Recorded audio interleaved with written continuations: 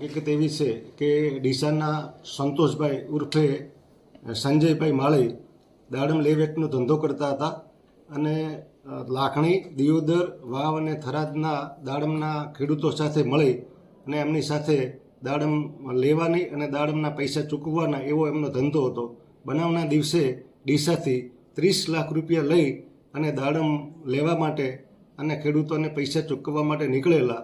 અને આ બંને જે આરોપી રમેશ નાનજી અને કિરણકુમાર ઠાકોર એ એમની સાથે કામ કરતા હતા. એટલે એમને આ બાબતનો બધો ખ્યાલ હતો કે ક્યારે આવે છે, કેટલા પૈસા લઈને નીકળે છે અને ક્યારે નીકળવાના છે, એ બધી એમને ખ્યાલ હતો.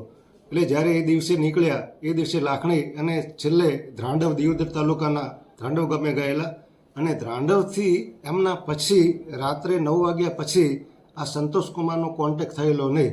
અને જ્યારે એમની પત્નીએ ફોન કર્યો ત્યારે એમણે કીધું હું અત્યારે ધ્રાંડવ છું અને એના પછી એમનો કોન્ટેક્ટ થયો નહીં. પરંતુ બીજા દિવસે એમની લાશ નર્મદા કેનાલમાંથી મળી આવેલી અને આ અંગેની ફરિયાદ હકીકત બીજા દિવસે મરનારના ભાઈએ થરાદ પોલીસ સ્ટેશનમાં આપેલી અને પોલીસે તપાસ કરેલી.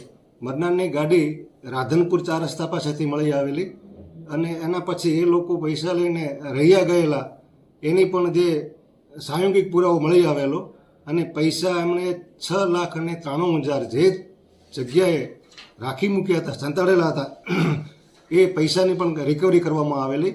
અને સાંયોગિક પુરાવાના આધારે નામદાર કોર્ટે આજરોજ બંને આરોપીઓને આજીવન કેદની સજા અને 1,50,000 રૂપિયા દરેકનો દંડ ફરમાવેલો છે. દંડ જો ભરે તો તે પૈકી 2 લાખ રૂપિયા મરનારની પત્ની અને બાળકોને સોંપવાનો નામદાર કોર્ટે હુકમ ફરમાવેલો છે.